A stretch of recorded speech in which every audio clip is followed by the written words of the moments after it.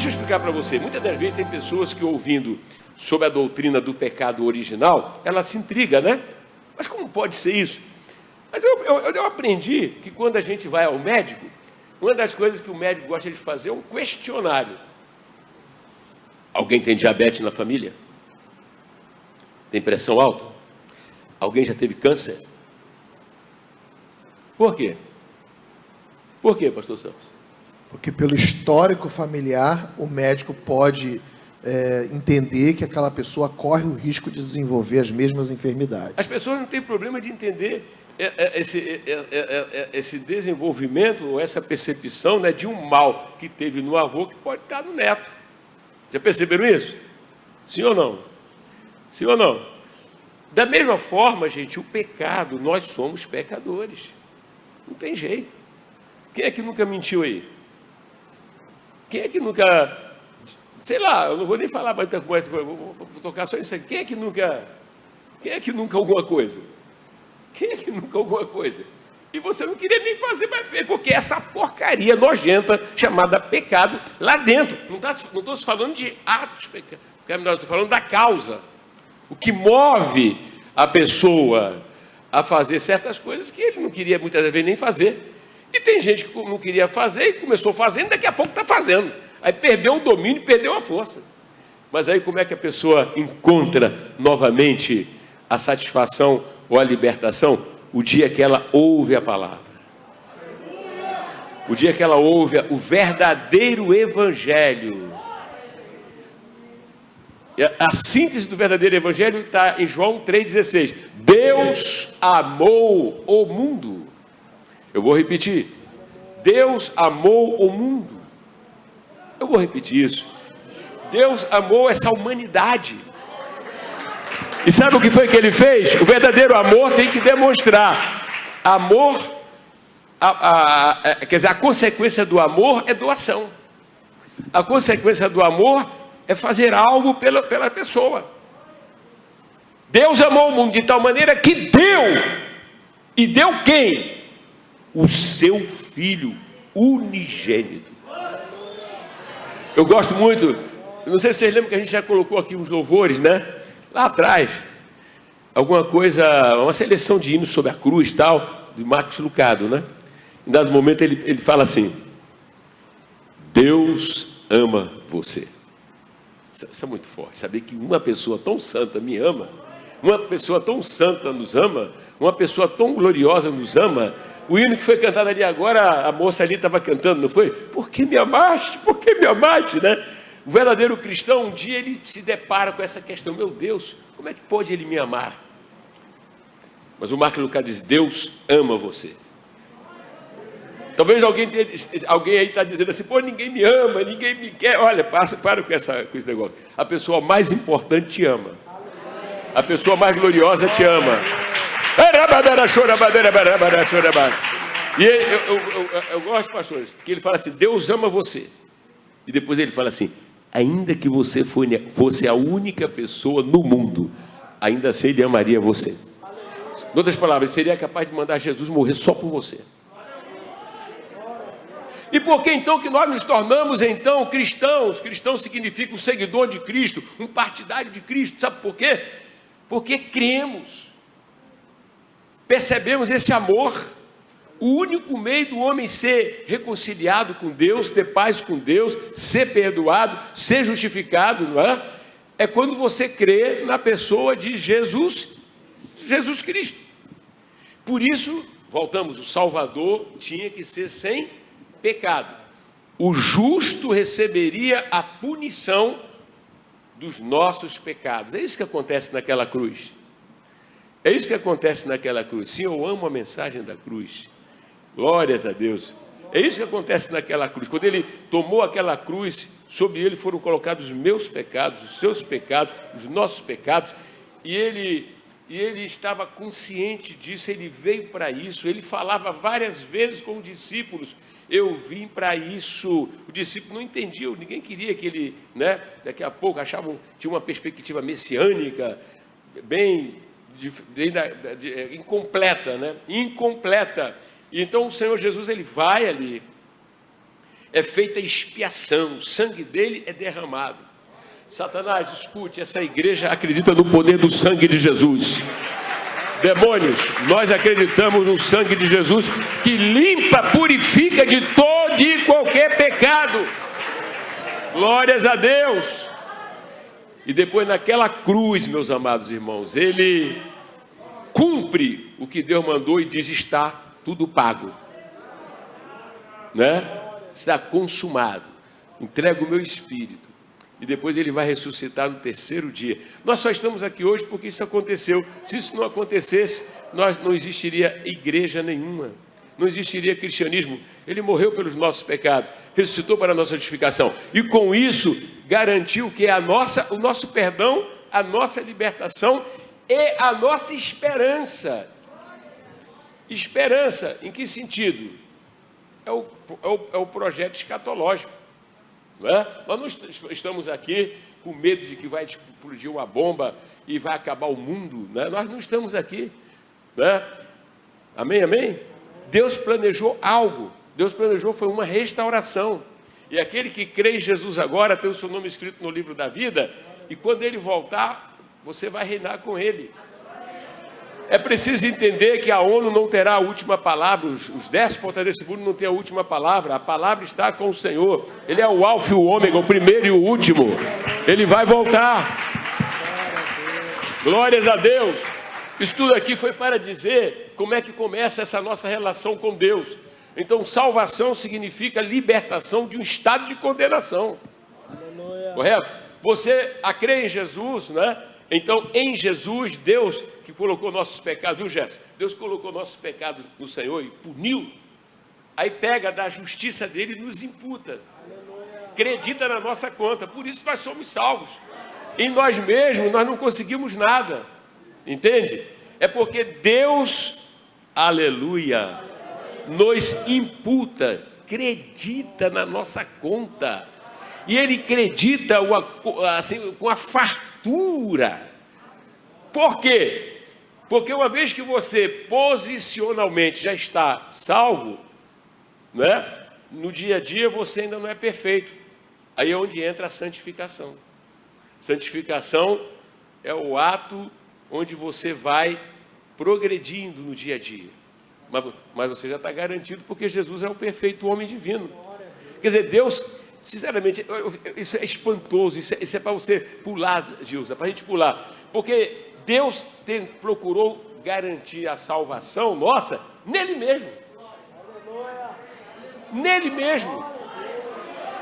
Porque nós nos deparamos, né, com nossas debilidades. Nós nos deparamos com uma série de coisas, não é isso? Mas Deus já não vê você assim. Olha, vou dizer bem alto.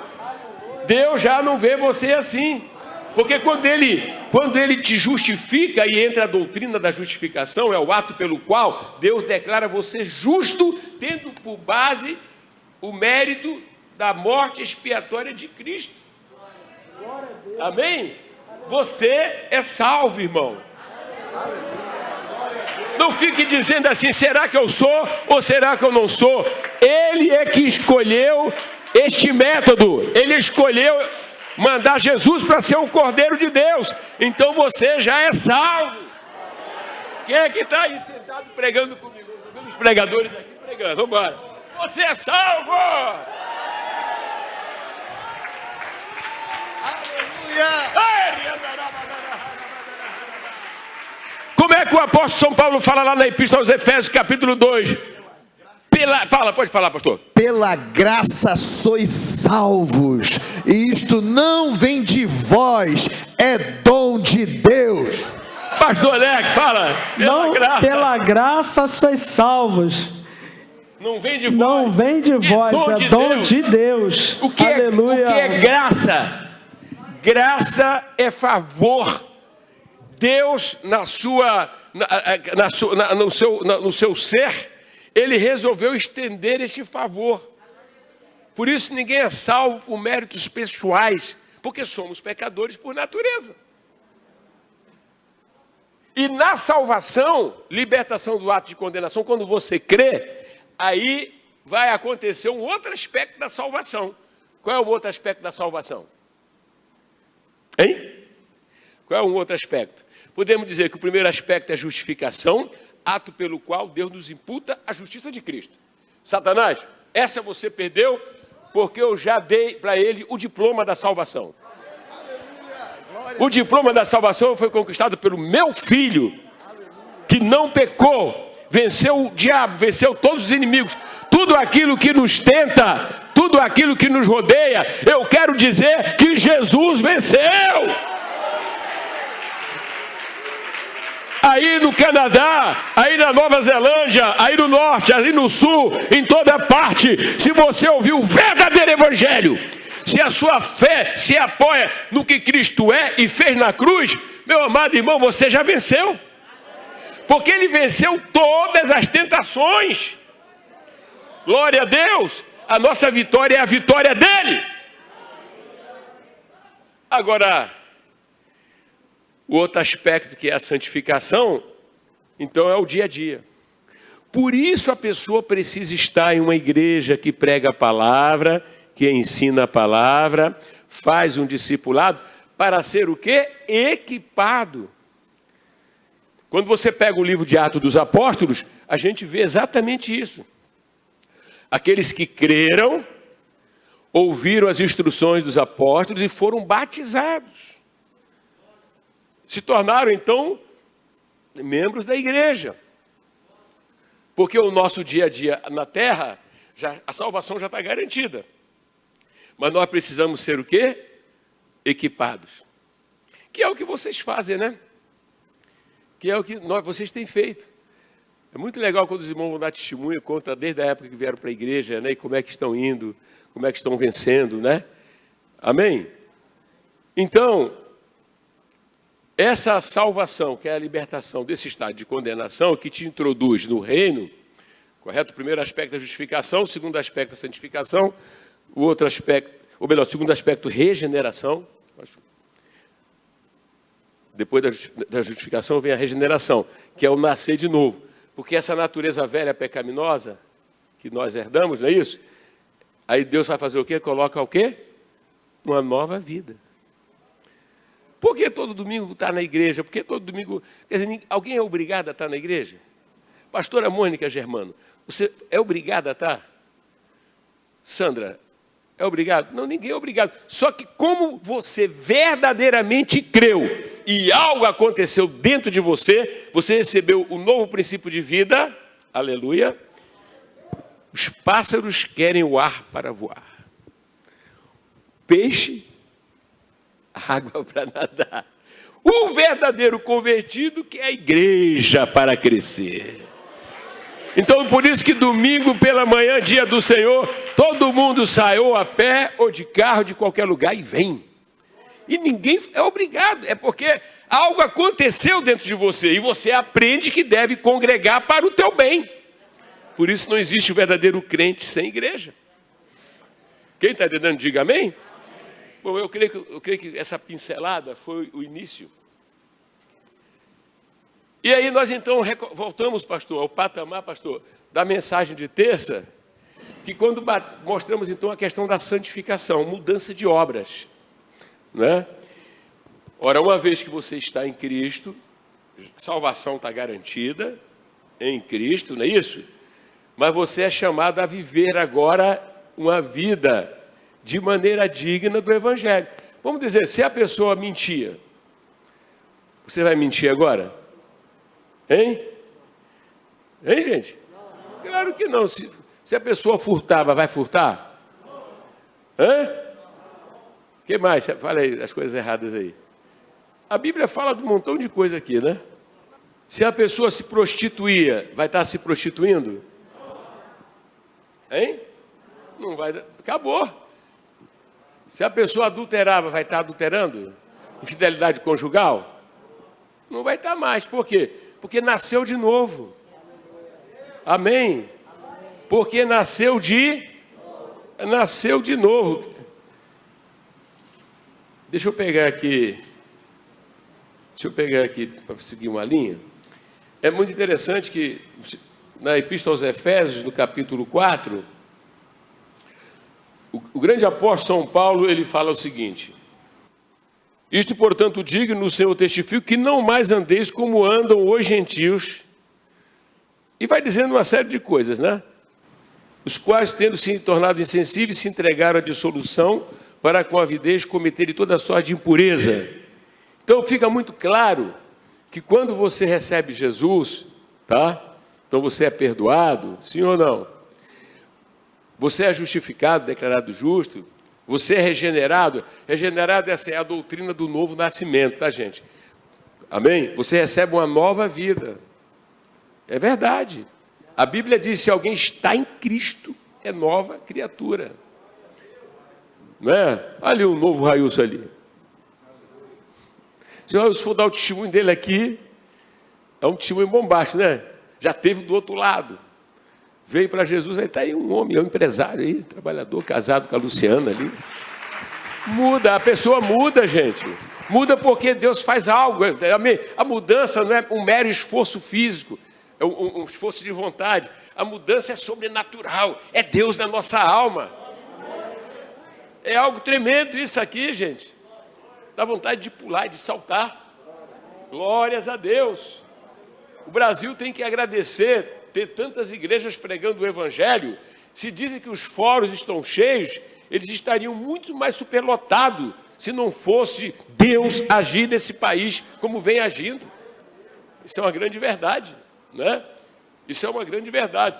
Mas lá em Efésios, prosseguindo, diz o seguinte: no sentido de que, quanto ao trato passado, vos despojeis do velho homem, que se corrompe segundo a concupiscência do engano, e vos revistais do novo homem, criado segundo Deus. Eu estou andando rápido. Por isso, deixando a mentira, fale cada um a verdade. Se você se irar, não peque, não se ponha o sol sobre a vossa ira, e não dê lugar ao diabo. Aquele que furtava, não furte, mas antes trabalhe fazendo com próprias mãos o que é bom, para que tenha com que acudir ao necessitado. Não saia da vossa boca nenhuma palavra torpe, e se unicamente a que for boa para edificar, longe de você toda amargura, toda cólera, gritaria, blasfêmias. Antes sede uns para com os outros benignos, compassivos, perdoando-nos aos outros, como também Deus em Cristo vos perdoou. Quer dizer, o que estabelece parâmetros e limite de uma compreensão dessa salvação que desemboca para a santificação é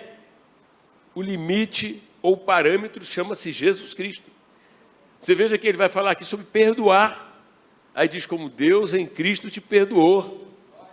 Os irmãos estão entendendo por que nosso ministério segue o modelo apostólico e damos ênfase à pessoa de Jesus Cristo? Amém? Vocês entenderam? Porque se você não tiver um olhar para Cristo, quem Ele é, o que Ele fez, o que Ele está fazendo, correto? Você não vai ter a inspiração para ter comportamento que reflitam que você realmente foi alcançado por Ele. Amém? É muito interessante a gente estar observando isso. No capítulo 5, versículo 1, ele diz: sede, pois, imitador de Deus como filhos amados, e andar em amor, como Cristo vos amou, entregou-se a si mesmo como oferta de sacrifício a Deus, em aroma suave, mas a impudície toda sorte de impureza, ou cobiça, não se nomeie sobre vós, nem conversação torpe, e coisas inconvenientes, tal, etc. Né? Só para a gente ficar muito claro que quando você tem um encontro com Cristo, você foi salvo, não é isso? E a partir dessa salvação, haverá o quê? A santificação, conhecida como santificação progressiva. A definitiva é quando deixar o corpo estar com o Senhor, ou quando o Senhor voltar. Que significa que a nossa luta contra o mal, ela vai até a nossa partida ou a volta de Jesus. Todavia, queridos filhos espirituais, ovelha, a gente não deve ter nenhum receio. Por quê? Hein? Porque quando você diz, eu creio em Cristo de verdade, né? Eu creio no sangue que me lava, eu quero ser aceito como filho de Deus, o Espírito de Deus, naquele momento, ele produz essa nova vida, e ele vem o quê, Isabelle? Fixar residência dentro de você. Glória a Deus.